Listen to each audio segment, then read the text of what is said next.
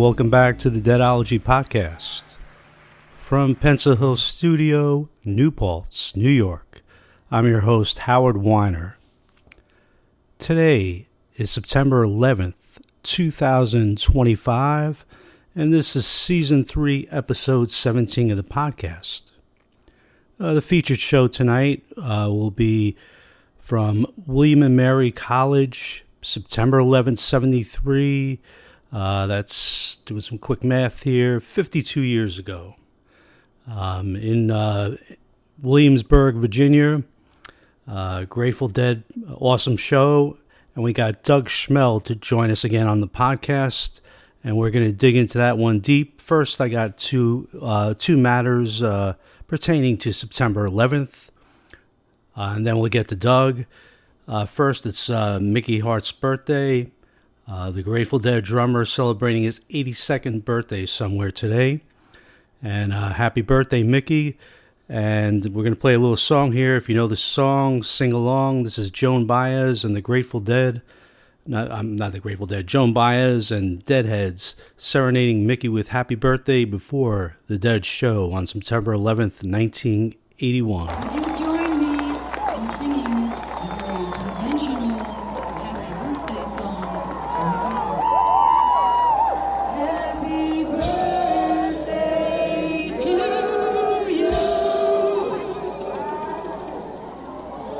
Happy birthday to you. Happy birthday, dear Mickey.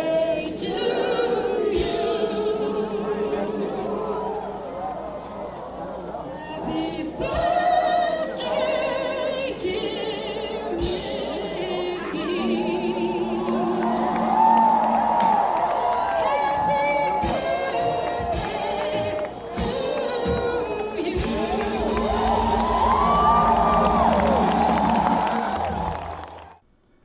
And now for a more somber topic.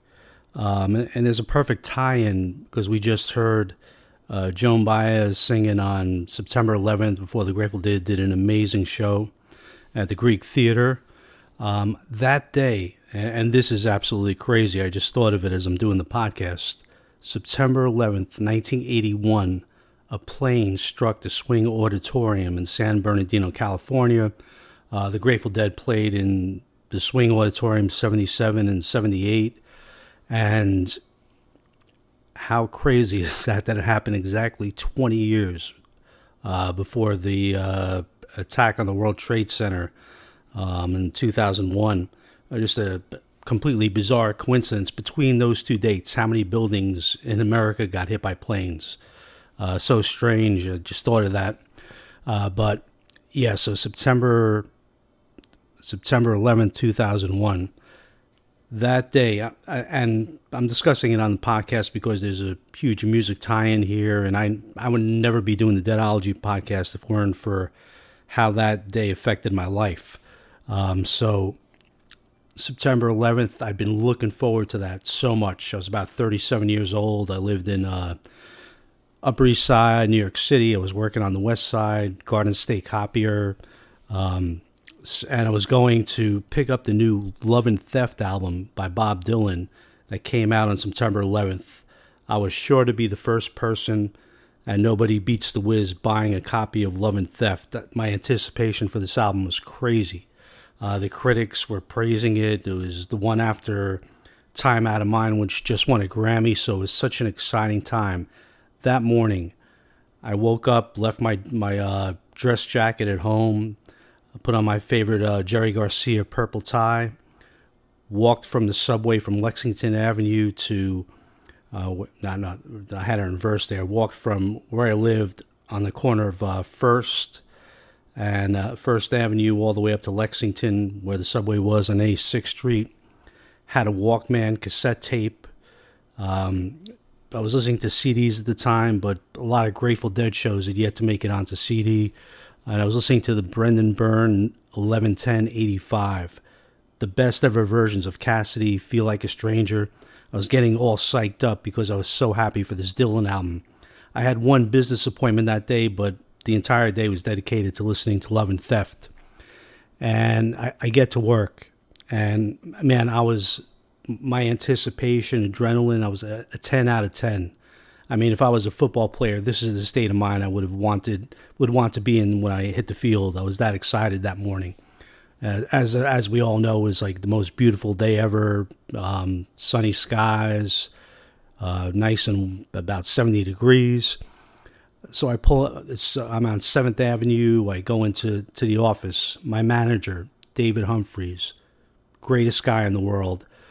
First, I punched in at 8:30, which I had never done before. The only reason I punched in that early was because we were going to buy Love and Theft.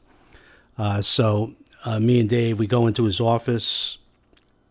This guy is the greatest, man. We talked sports. We talked music. He loved history. He loved to read.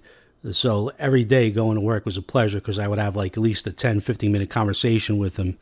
Very rare that you have that kind of thing when you go into a workplace. So those were great memories from working at that job selling copiers in New York. So the weird thing this day, he closed the door and we're talking. I guess he didn't want the few other employees that were there to overhear that we're going to pick up the Dylan album during working hours, whatever. So we're sitting there, we're having the best time. I'm talking about Roger Clemens and I think he had like an 18-game winning streak. And the secretary just came charging through the door. She said, "You guys are not going to fucking believe this. A fucking plane just crashed into the fucking World Trade Center." She said it exactly like that. Not unusual. She was from Brooklyn. She sweared once in a while. But we got up. We went into the showroom where there was a small TV. And we're watching it. Right off the bat, this is one of the worst days in New York City history. If it was an accident and that was the only tower that was hit, one of the worst days ever. Just right off the bat, you could make that out right away. So everyone's there was about 5 people there, a couple delivery guys who worked there. And Dave says to me, he's like, "Since we're going to pick up the album, let's head out, and there's an incredible view outside of the building of the World Trade Center. Let's see it from the street." And I had never noticed this view before, but I'm looking at it. I'm like, what a great view. Obviously, I would never see it again. But we're looking at it, and there's fire engines and cop cars just streaming down there. So much noise. And we kind of walked to Herald Square, totally facing the World Trade. You couldn't take your eyes off it. And we hit Herald Square, and I'm looking at the second tower. I didn't see the plane go in, but it was the biggest explosion. We were a mile and a half away. You could feel it in the street. You could hear the explosion over a mile away from it. It was the scariest moment of my life, bar none. And it was insane, man. And somehow Dave pulled us together. He's like, "Let's go to the Wiz. They got TVs there. We'll pick up the Dylan album." We definitely wanted to follow the story on TV, see what the hell was going on.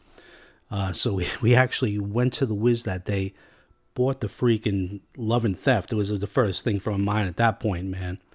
And we also saw the George Bush bit where he was reading to the school kids, and he had to announce to the world what happened, and that he recognized that it was a terror attack.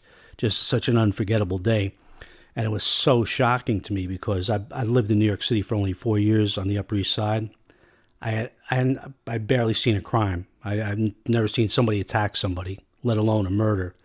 In one instant, I saw like 3,000 people get killed. So it was just a shocking experience. And the rest of the day, I walked home, saw the towers collapse as I was walking home. It was crazy. And the entire day, I never listened to music. The only music I listened to was early in the morning. Otherwise, it would be the first day I could ever remember not listening to music. But I woke up the next morning, unwrapped Love and Theft, and just a masterpiece of an album. And somehow the songs and the lyrics kind of spoke to the tragedy that just happened. When you're you're a master of timeless writing like Dylan, sometimes things like that just happen. And the songs and the lyrics just struck home, and even the mood of the singing of the album, it was incredible. Every step of the way we walked the line. Your days are numbered, so are mine. The city's just a jungle, more games to play, trapped in the heart of it, trying to get away. And just summer days, summer nights are gone. It was September 11th. and High Water, song about the Mississippi floods of 1927. I think it was 1927.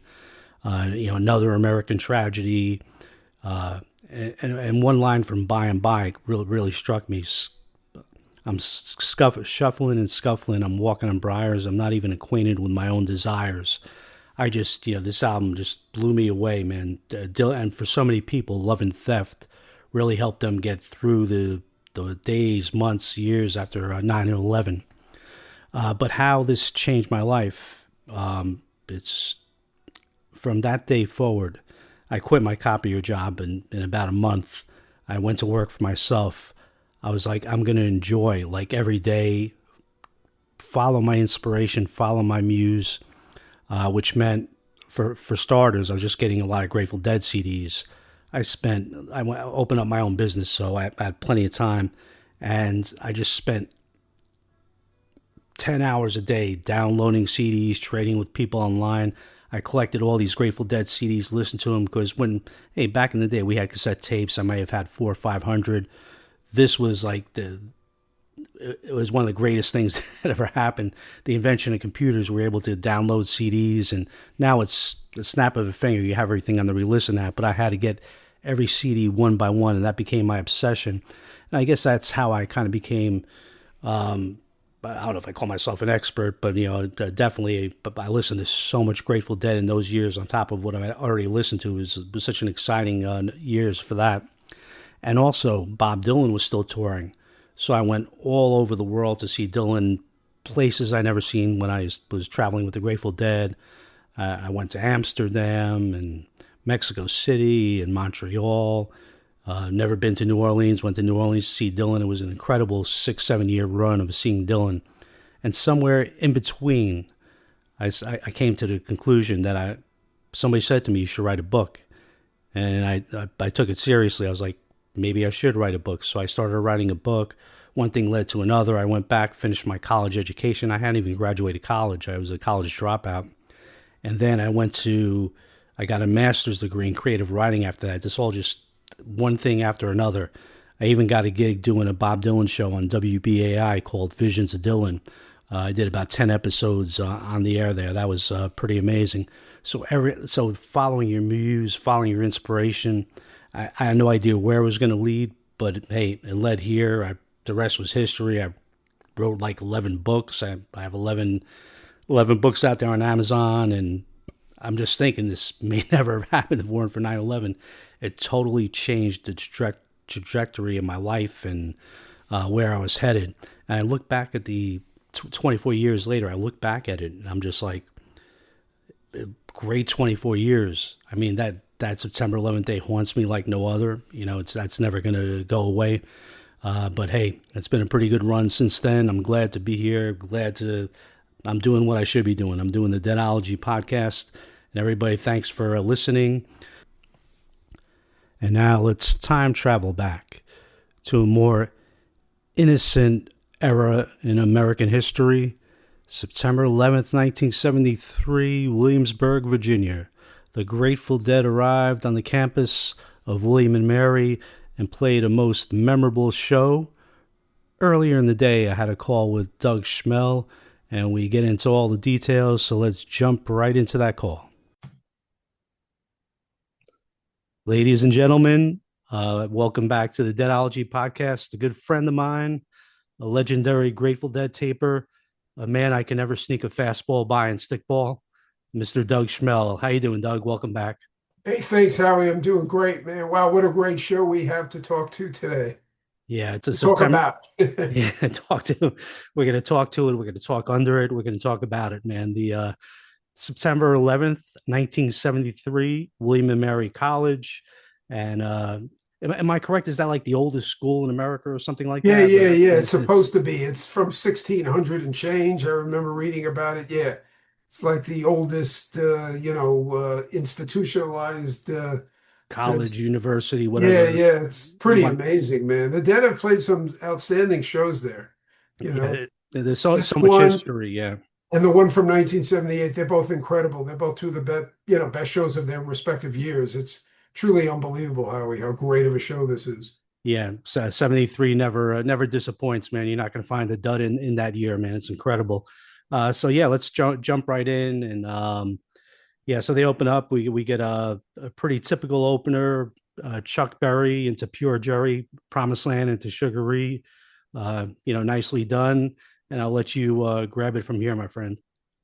Yeah, I look back, they had just played, those two amazing shows at Nassau Veterans Memorial Coliseum. September 7th is a show that I know you absolutely love with the first ever Let It Grow.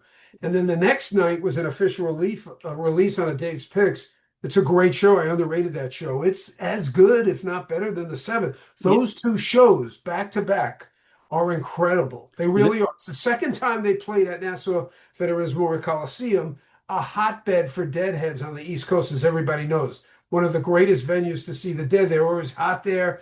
It's just that it was a bad scene with the cops. I know that from personal experience, but they always killed it there. And that second show on 9/8/73 is the first ever Weather Report suite.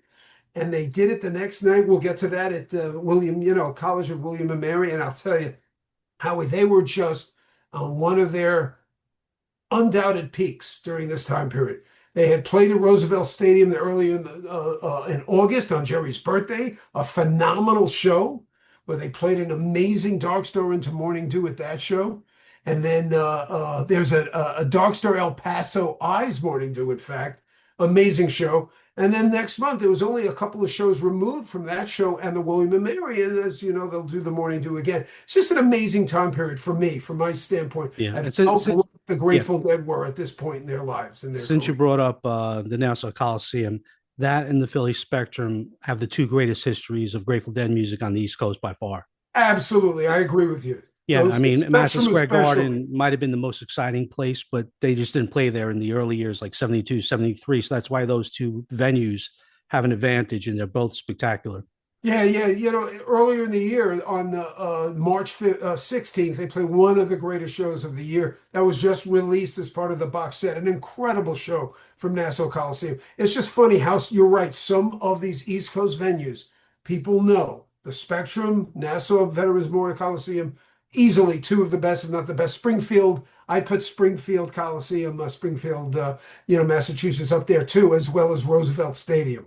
For Yeah. some reason, they always killed it at these venues, Howie. I don't know why, but hey, thank God they did, because I saw them at some of these venues. They were Yeah. incredible. The amount of shows they played, though, will give the Nassau Coliseum and Philly Spectrum the advantage just because they played so many Correct. shows there and they were always Almost hot 40 there. Yeah. shows at the Yeah. Spectrum. I know that, and probably But close no, to it. it was 54, I think. Oh, maybe you're right. Yeah, it's ridiculous, Yeah. ridiculous. So yeah, getting off Yeah. they're so hot to me from the get-go. Yeah. They open it with Promised Land. I heard it three times. It's a great Promised Land. It really is. It just right out of the gate. They're engaged. They're into it. The Sugaree's a little mellow. You'll probably, Yeah. concur with me. It wasn't going, really anywhere, but it was nice and mellow. However, the race is on in the third spot. We've talked about this before. I just love this song. I love the lyrics. I love the fact that Bobby never forgets the lyrics. It's not an easy song to sing. I sing along with him, and I always love the lyrics. He never does. Yeah. It's Kudos to Bobby. such great songwriting that whenever I hear that, I'm excited. Like I get very excited. I'm like, yes, because you don't have it that much on that many shows. So Correct. I savor each one of these. They're great. Right. After 1974, I don't know if they ever played it. They might have. Just the acoustic shows. That was it. Correct. Only a few times. And then you get a great loser, a great 73 loser. Loser was so good in 70, even 71. Some really Yeah. good. I just love that song. It only had the one go round in the solo, of course, but they were very heartfelt. And this loser is in that vein. Looks Like Rain is really nice in the, what's that, the fifth slot. Yeah, I gotta concur on that because I've beaten up "Looks Like Rain." I've heard it so many times. I actually thought this version was great. It was It is great. very Nice very jamming at the end. Good bluesy. outro jam. Singing with Jerry right underneath Bobby singing. I love that. Where you have to kind of really press hard to listen to Jerry because Bobby's singing, and Jerry's always hitting these great notes to undercut Bobby, similar to what he does in El Paso. Yeah, But the sixth song in the first set is unbelievable. And I'm sure you would agree. This Tennessee Jet is yeah. one of Oh, the best ones of this time period by far. It's incredible. Very understated. He's hitting some of those hop along notes in the middle, and then at the end, the last part of the solo, he kills it. And then you hear, so on the soundboard, you hear a lot of clapping that came through the soundboard because obviously the people in attendance understood what they just witnessed. Jerry was killing it. One of the best Tennessee Jeds up to that point in time by far. Yeah, Top five. definitely had a great rally at the end. I noticed that I listened to it a couple of times. The last time I noticed that I really heard the Tennessee Jet, and I It's totally amazing. agree with you. Yeah, Smoking yeah. like very, very unusual. This show has like an unusual motif. Like Jerry's not over the top in your face, but it's Correct. very hot all show. Right. Very Yeah, understated yeah, licks that he hits in most of the songs in the subdued. it's Yeah, amazing. Right. So dude, the Jack Straw is phenomenal. I, Phenomenal. I I just heard almost hit that a again, man. bus. I Yeah, was listening to the Jack Straw in my car. I swear I almost hit a bus with children. I'm driving along, minding my own business. A bus was making turns. I was like, whoa, this Jack Straw is nuts. There's such a great jam in the middle of and then like we were talking about, Jerry hitting those notes while Bobby's singing. Those little understated undercurrent notes were beautiful at the end of the Jack Straw. Truly amazing. I listened to this at least twice, maybe three times in the past few days, and it blows my mind. It's so good. 73 is when Jack Straw really started to hit those strides. 74, it got even a little better. And then, of course, by 77, it was a tour de force, as we know. You know? yeah. I had the same kind of experience. I didn't go by a school bus, but I was going by a school when I heard this Jack Straw. And man, Garcia, that last solo, he was cooking. But obviously, they cut it off a little early. But I was just thinking, if True. they had made a decision to extend Jack Straw in '73, this would have been like the best straw ever. Because Oh, Garcia, yeah, because he he could have was on kept a on roll, going. man. He was on a Exactly. roll. He's so inventive. He's Yeah, hitting these amazing, beautiful notes. He would have kept on going, and it's laughable because I chuckled. I'm like, this guy is nuts, you know? And then, so now the show is really starting to cook. Like we said, the race is on, then loser, looks like rain, Tennessee Jet. Every song is getting better. The Jack Straw, and then the highlight of the first set, the China Cat, I Know You Rider. Howie, I'll tell you, I listened to this three times. It is unbelievable. It might be the best China Cat Know You Rider from 73. It's up there. I love it. I can't get enough of it. This is the last songs I listened to before this interview. I was driving back from this morning from getting from the gym, and then I had about 15 minutes in the car, and I was like, the China Cat Rider's about 15 minutes. It's incredible, incredible. It doesn't get stale. Every time you listen to it, you hear something new. It's amazing. It's one of the best bridges. You know, people call the Mind Left Body or the Feelin Groovy jam in the middle. It's the best one they ever did up to that point, no doubt. It's longer than most of the other ones from that time period, too. yeah. It's amazing. That's a bold statement because there's so many great ones from this period. I'm Yeah. telling you, there's some great ones. There's one from like 11, I think, Oh 73. yeah. Great show from Winterland. There's a great one, I think, from Paulie Pavilion from Cleveland that time period. as a killer cat. The Oh, 12-6. yeah, of course. The one from 12/6, right? Yeah. The Cleveland show is amazing. But right at this point is when they really started to extend that bridge, and it's unbelievable. I Yeah. was thinking of prancing in a garden, holding tulips while Jerry's doing these incredible notes during that bridge, and I'm like, this is nuts. It really is. How does he think of this shit? Yeah, You you need to do it, man. You need to get the tulips and get out know? there. It's What you need to do is play this as an audio oh highlight. yeah, of course that's coming up. That you don't even have to. I knew Anytime that. we're in that 73, 74 Yeah, when the range, cat really took off. you got to You do the know, feeling groovy for sure. right, 74 is when it really, really probably, peaked. But I love these 73 ones so much, Howie. I can't describe. It's incredible. They were such an incredible band, that little jazz infusion. You got the Wake of the Flood material coming out next month. It was just such a perfect time period for this band. It's amazing. They were Yeah, peaking. yeah. This cat's great, man. It was like beautiful the way that we went into it. Usually, it's more frenzied as they go into it and they attack. Correct. This It was was like just this is very mellow in the longer. beginning, and then Yeah, when the jam comes, and the Know You Rider has an oh, incredible jam. that The second solo. second jam in the solo in the Know You Rider is exceptional. All Exceptional. right. I got to cut the cat. Here we go. He's you got to open up the cage and let the Feeling Groovy jam out, and then Hey, we'll yeah, cut the get right cat. back to it. Don't cut the cheese. All right, here you go. A little Feeling Groovy for you, dig.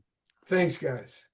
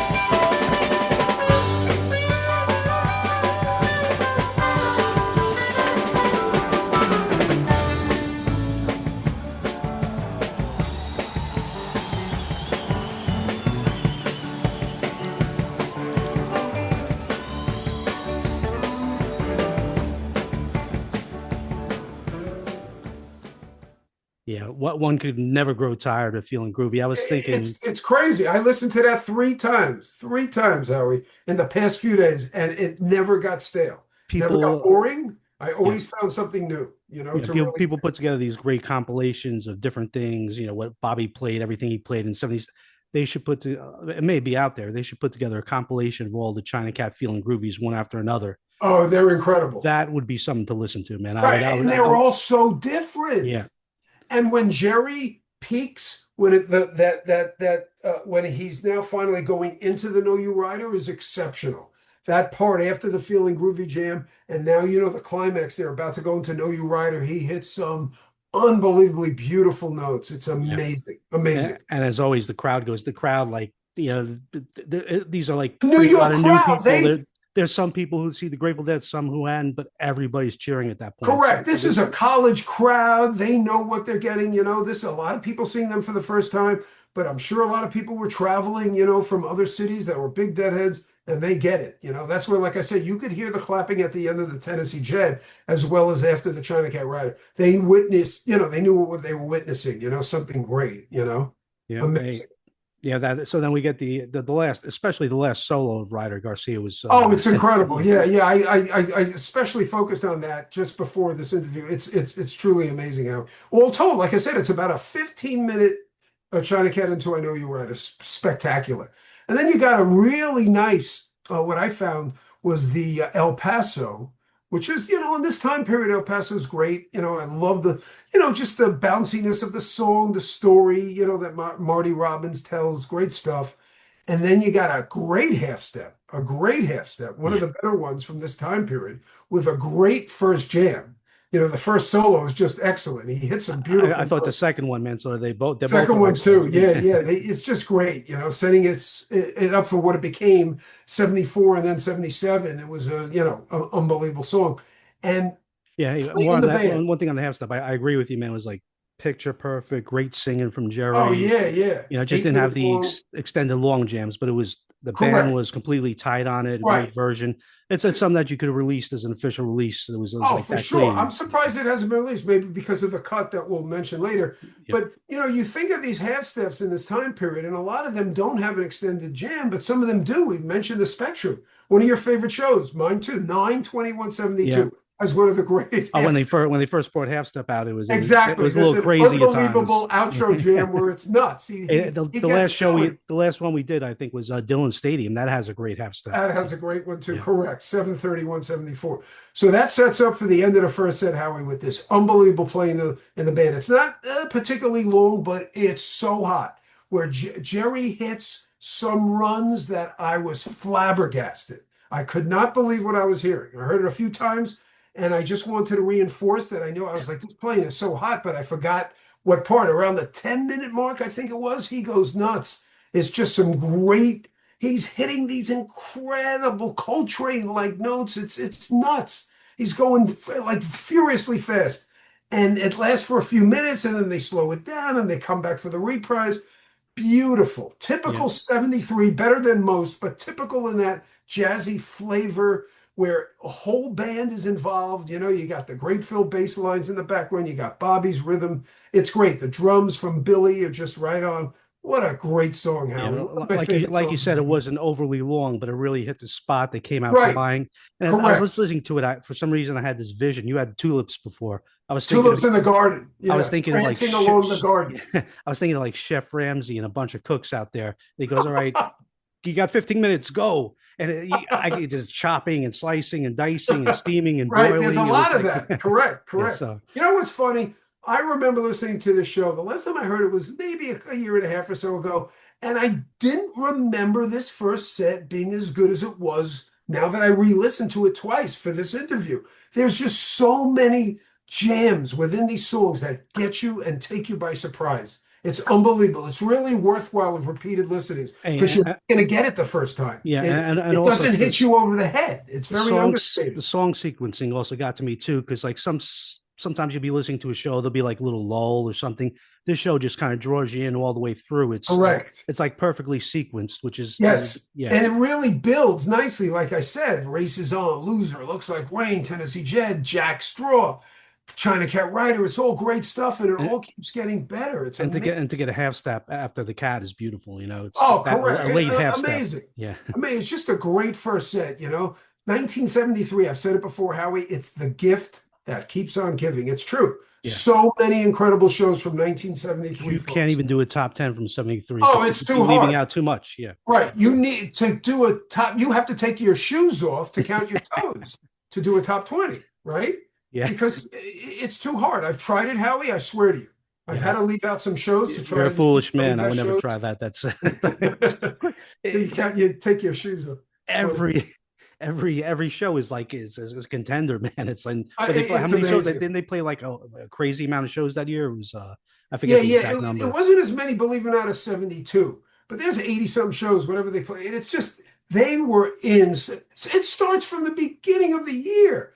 2973 is an amazing show. I It heard was that the other day being released, on and the I haven't GB heard it in a channel. while Yeah, from Stanford. That show's incredible. 6 nights later, they play this unbelievable show in Madison, Wisconsin, which is incredible. Then you got March of 73, which, but believe it or not, at least I give David Lemieux credit, from Rhino and Grateful Dead Productions. They've released at least 5 or 6 shows from that time period because those shows are so phenomenal from March of 73. It's amazing. And then of course you get the shows in May, those incredible shows which they reached the box set called Here Comes Sunshine. You got Iowa, Santa Barbara, Kezar Stadium. It's just yeah. unreal. The momentum never stops into June with that amazing 2 shows in Washington, RFK Stadium. The show that we talked about in Canada at the PNC Yeah. Coliseum in Vancouver. Unreal. It really is to me. Then November's just off the Oh, off the it charts. blows your The mind. best month ever. October 19th. Yeah, oh yeah. 73. It's nuts. Yeah. That show that's from Oklahoma City, right? yeah. Oklahoma City, Oklahoma. The Fairgrounds. Yeah. So my point is 1973 is incredible. If it wasn't for 1972, which is Howie is my favorite year, that would easily be their best. What the difference is when you get to 73, Hunter's at work again with all the Oh, new yes. songs. February Correct. 9th, you got all those great songs, and then so much new material. and then you get the second infusion of Wake of the Flood stuff in September with the Correct. weather report. And It's truly unbelievable, truly unbelievable. So we're ready for the second set, and I'll tell you, Howie, amazing. They start off. This is like the Wake of the Flood preview. You got. I think it's about 4 songs in a row. You got the "Let Me Sing Your Blues Away," which I like. I know it's Keith Godchaux singing it, the only song he ever sang. I think he sings it well. You got some of the saxophone from Martin Fierro, and it sounds pretty good on this. Let me see. It's probably the best one they ever did live, to be honest. So Let Me Sing Your Blue. I was actually shocked. I actually I almost don't even know the song. I remember from It's a good song with cool. It was cool really lyrics. good. I enjoyed it, man. And me too. I heard it twice, and I'm like, this is a much better song than people give credit for. And that was the debut of Martin Fierro and Joe Ellis on horns. And correct. They played in the Doug Schmell band, who opened up a lot on this tour, pretty much the whole tour.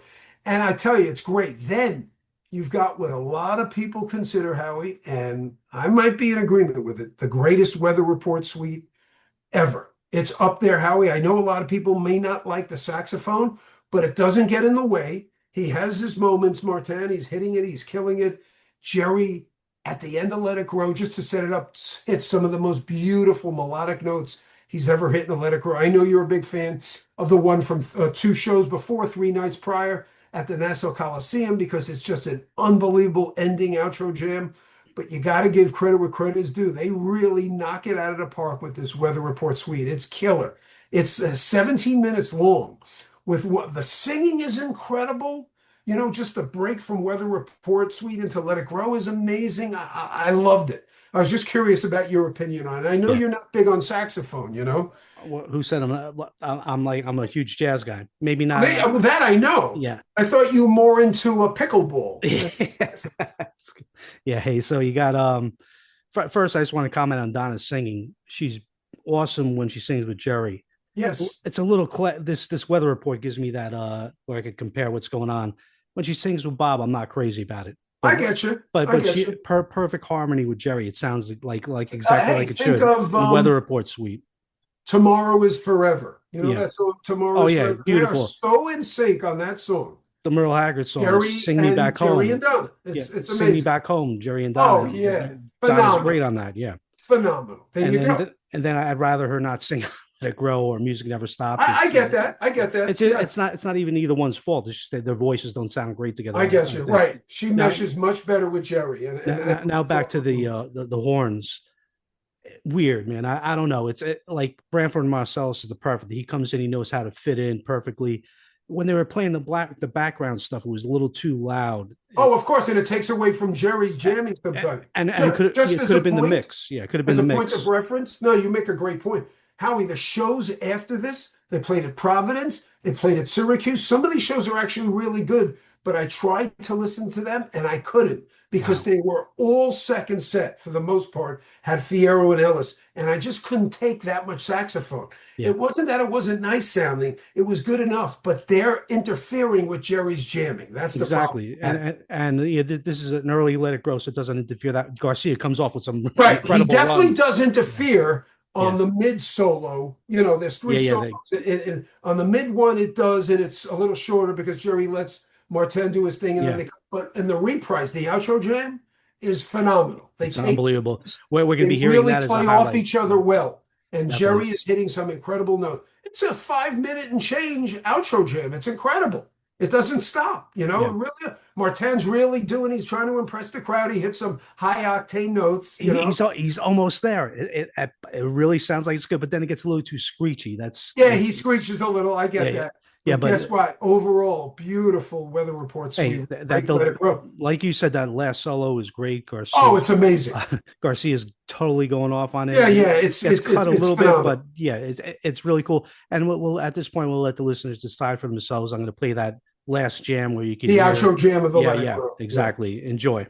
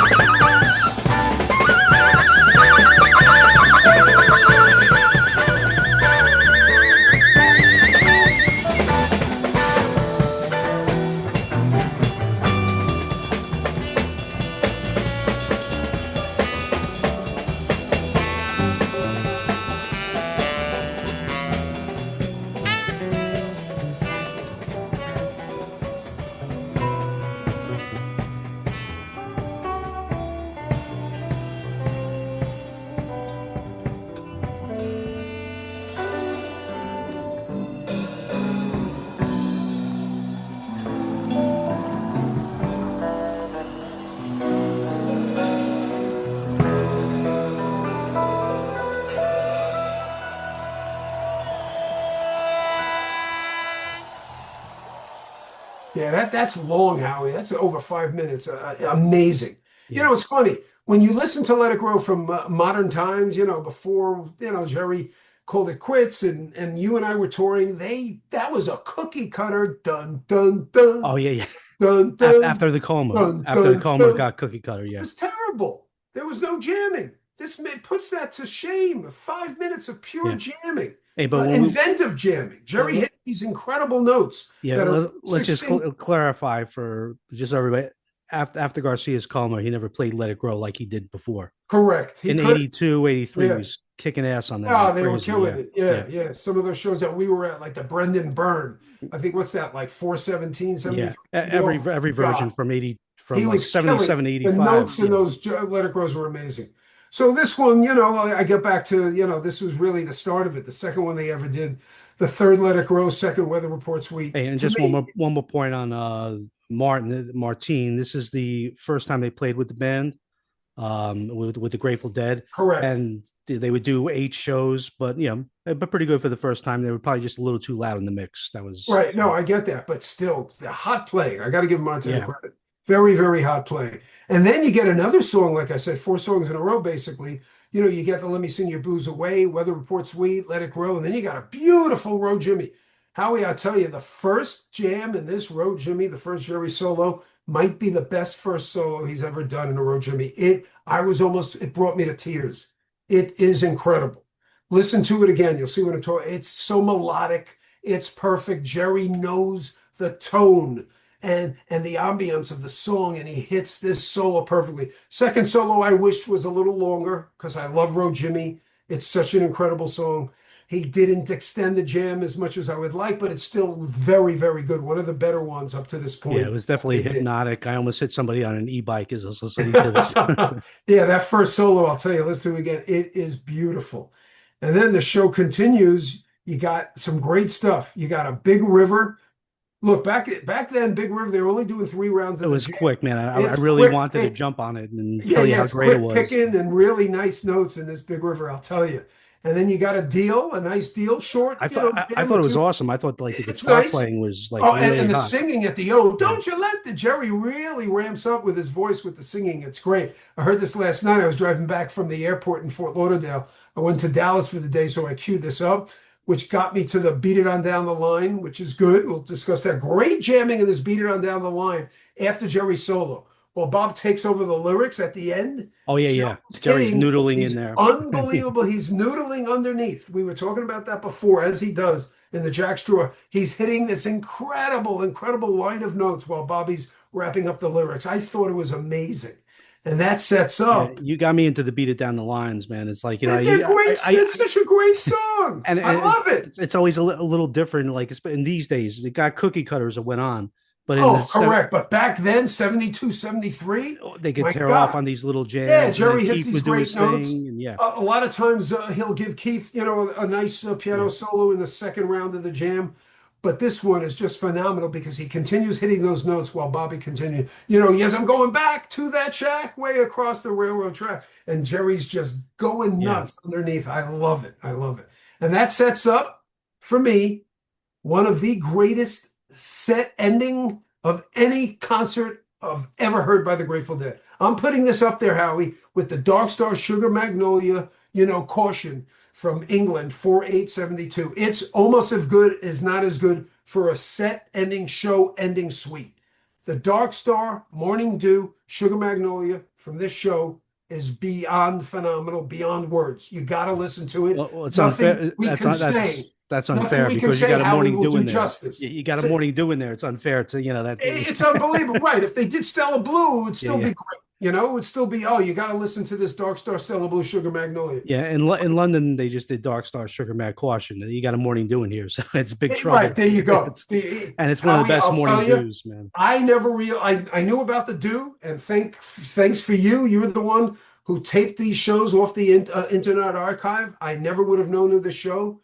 And I'll tell you, I listened to this Morning Dew many times, so I knew it. The Dark Star, I forgot about. The Dark Star is killer. It's Yeah, only 23 and a half minutes, but it's phenomenal.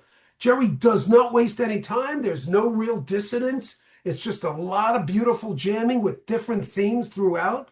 where every member of the band picks up on it. I'll tell you, Howie, I could not believe. This is easily in the top 3 best Dark Stars of the year. I'm a big fan of 32873, as you know, from Springfield. The other one that I think is phenomenal that you shouldn't miss is Let me guess. 8173 from Which Roosevelt one did you say? Stadium.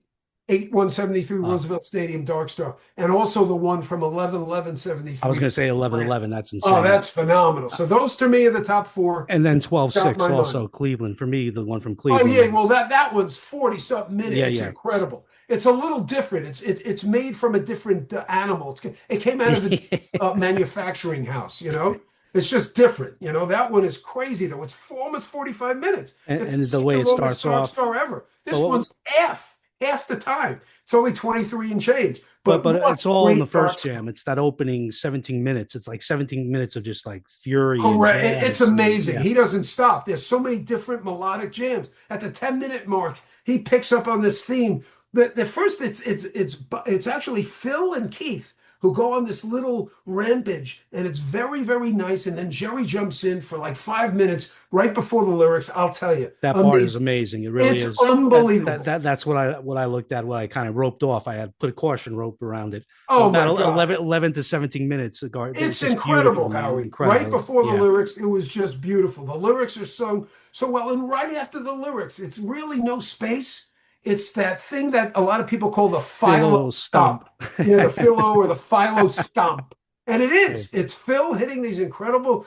You better have good tweeters or whoopers on your speakers, or they're going to blow. Yeah. So after the verse, Phil let the cat out of the bag. He let everybody know they're going to play Morning Dew. The first notes he hit after were like Morning Dew. It's crazy, right? And then he jammed for like another 5 minutes. And it's amazing. It's a good 5 minutes, you're right, of this unbelievable Phil jamming, the philo stomp. And then you don't know where they're going. It's amazing. But it's Phil who leads them into Morning Dew. And then you hear Jerry just catch right on. It's amazing. Amazing. And I'll tell you, Howie, you and I've discussed this. I'm now of the opinion this might be the greatest Morning Dew ever. It's at least top 3, if not top 2. It could be the best. There's so much to offer. I was howling in my car. I swear to God, after I heard it for the first time. Heard it 3 times for this interview. The first time after I heard it, I couldn't believe how hot it was. And I've heard it before. It's just that it keeps getting better with repeated listenings. I was going, I was doing that in the car. Nobody was around. I was just doing it like a madman. I was like, I cannot believe what I just heard. This guy, this is 1973. It's 50-some years ago. And he's playing music like this that nobody knew about. Nobody. This wasn't on any record album. This wasn't on any cassette tapes, on any 8-tracks. Nobody knew about this shit. And we wouldn't have known about it if it wasn't for the Internet Archive. Yeah. You know, it's just unbelievable to me, you know? So you get lucky to find this stuff. And I'm telling you, Howie, this Morning Dew, we love the one from Alexandra Palace for good reason. That's the one from 9/10/74. Amazing. This one is as good, if not better. I'm under that opinion. Yeah, I got to go back to it like another 20 times. So Howie, it's incredible. It's not the longest. Let me just finish. It's not the longest. There's only 2. I guess it doesn't matter anyway. And then he starts the jam very, very slowly. It's 5.5 minutes of that beautiful, almost. I think it's a little less, maybe 5 and change, but it's just incredible of just pure jamming where he starts off slow and then he hits those notes that I like to call dancing on a pin, just like the lyric from Let It Grow. I picture him dancing on a pin when he hits those choppy, incredible staccato notes. Oh my God, Howie. He was killing. And then of course you get the break from there's a cut in the tape. I don't know how that happens, but it does. But the perfect patch by whoever did it might have been Charlie Miller. Yeah, they're always amazing, man. They did such a great job. We're so lucky, man. We're so lucky. Right, we're so lucky. We would have missed 4 minutes of some of the greatest jam we ever heard and the beginning of Sugar Magnolia. A good 4 minutes and change, I believe, is what's cut. But I'll tell you, Howie, repeated listening of this Morning Dew will actually, you'll understand how hot it is. I'm sure you'll want to put it as an audio highlight. I'm sure. Oh, that's coming definitely.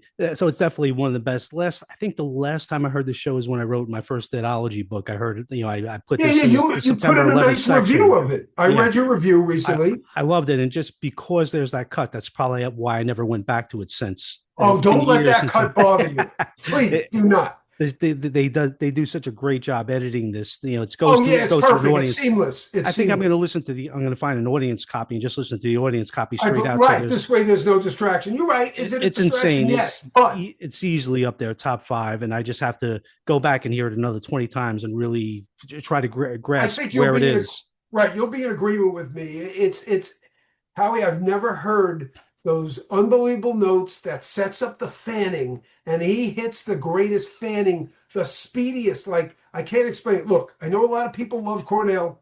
I'll give Oh no, credit this is where better it's than due. It's a Cornell. beautiful morning dew, and it was perfect to be there. They only did 4 and 77, Yeah, and this was one of them. Whatever, but. To me, this morning dew blows away the one from of Cornell. course. It's a different animal. I can't explain it. Cornell's a great band where the whole band's kicking ass. Correct, This correct. is just Jerry showing off. Right, Like right. Jerry showing off, strutting his stuff, and he yeah, does it. It's just amazing to me how we probably have a few minutes left, but this morning dew really one of the great signature moments, of the year. Just picture, hey, and to be honest, this sets off an amazing time period of morning dews for the band. Like I said, they did a great one 4 shows earlier, which was 8/1/73, a phenomenal show with a great morning dew. You may not know it. It's beautiful. And then you've got some unbelievable morning dews after this. I mean, 10/19/73 Oklahoma City. Yeah, Oklahoma City is phenomenal. It might yep, be almost as good as this one. It's a little shorter. Is it as good? Possibly. It's phenomenal. And then you get the one from McGraw Hall. I think that's in Northwestern yeah, University in Illinois, in Evanston, Illinois. That's from 11/1/73. yeah, That's a great morning dew. Then you got the one from Winterland, which starts to play in Uncle John's Morning Dew back into Uncle John's into playing. That Morning Dew is yeah. sick.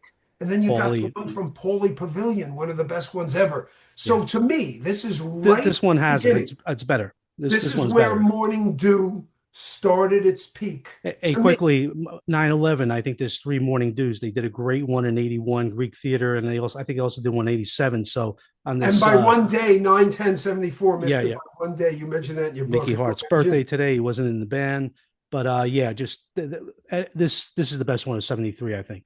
Oh yeah, yeah. I would agree with you. 11/17 Polar Pavilion's up there too. It's incredible. But if But there's they something don't about finish it this off because one. they go back into Uncle John's. This one they finish. The finishing off of it is key. I think. It goes into one of the hottest Yeah. Sugar Magnolias I've ever heard. Howie, Oh my God. fucking hot Hey, this Sugar Mag is. 1 second. Let's just play some of the morning dew. There you go. Enjoy. Don't drive and listen, folks.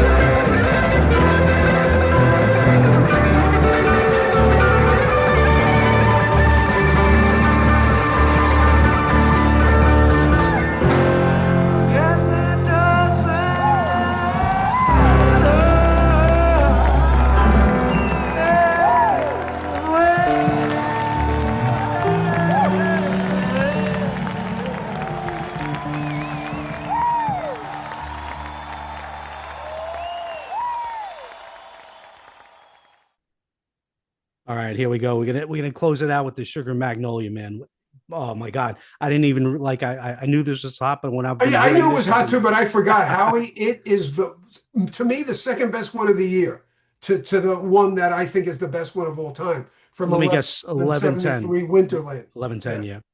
yeah. To me, that's the best one ever. You know, I love that one. It's incredible. This It's one is right ridiculous, yeah. there. He almost hits similar notes. He just doesn't get right there yet. 2 months later, he did it. But It's this different. one It's is incredible. beyond, it's right there. It's beyond belief. He's hitting these notes. You know what's a great one too is 1973. We mentioned that. Yeah. It's amazing. What a great triumvirate. Dark Star, Morning Dew, Sugar Magnolia. It's amazing. Now, they don't all have to go into each other. Sometimes there's a pause after the Morning Dew. But those three songs in succession to end the show, it's just ridiculous. Yeah, you can How did go. they come up with this? And it's better than anything they've ever done, save for maybe that Dark Star Sugar Magnolia caution. It's right Yeah. there. It's And like, I'd say the Oklahoma City show is better than this one, but this Morning Dew Sugar Mag has the slightest advantage over that one. I think it's no that hot. doubt. It's, Yeah. it's, it's a little better. Yeah. The Sugar Magnolia is better, and I think the Morning Dew's better. Yeah. But Morning Dew's nuts. It's- But this Sugar Magnolia, Howie, I'll tell you, you may want to play this as the outro to It is the outro. entire I've already got that. podcast, You know what I'm going to do, man. Like you can Yeah, see this the would list be a of what I'm going to perfect. do before I do it. But what an incredible show, folks. What an incredible time period for the Grateful Dead. I'll tell you, they were peaking. There's so many peaks that they had, but March of 73, and then you got May of 73 into June with those outdoor shows, the 3-set shows, and then these beautiful shows in September into October into November. Oh my God, a band beyond description, a band without any kind of parallel. Remorse. A band with really no competition. Who was doing what they were doing back It's then? crazy. Even everybody who's trying to do what they were doing don't even come close. So it's No, they don't. It's just amazing to me. What were hot bands in 73? Yes, maybe. probably Allman Brothers is the only Zeppelin, thing that can Jethro even, Tull, Neil Young. There's some great bands, but they weren't doing what the Dead were doing. Different songs every night. Switching up the motif, switching up the method of playing. Playing in the band could be 23 minutes one night, 16 minutes the next. It's just amazing. Another one here, a Morning Dew there, a playing in the band to open up the second set or to end the first. It's incredible. And Hunter just kept pumping in the new songs, so they had Correct. this was their richest period of songs. Yeah, it's all about the peaks, man. Robert Hunter, the songwriting peak. Man, what he did between 69 and 73, Dylan-esque, just a whole American songbook practically from that guy in 3-4 years. And yeah, just during those same years, just the leaps and bounds that the band took in 73, another great peak performance year. And hey, Doug, thanks for joining us on the show again. We'll get you back next month with something fun, I'm sure. And that wraps up the show for this week. I'm your host, Howard Weiner. Website, tangledupintunes.com. All my books are available there. Catfish Garcia 82 at yahoo.com. If you have any comments, suggestions, whatever, man. And the Sugar Magnolia Jam is coming up for the outro.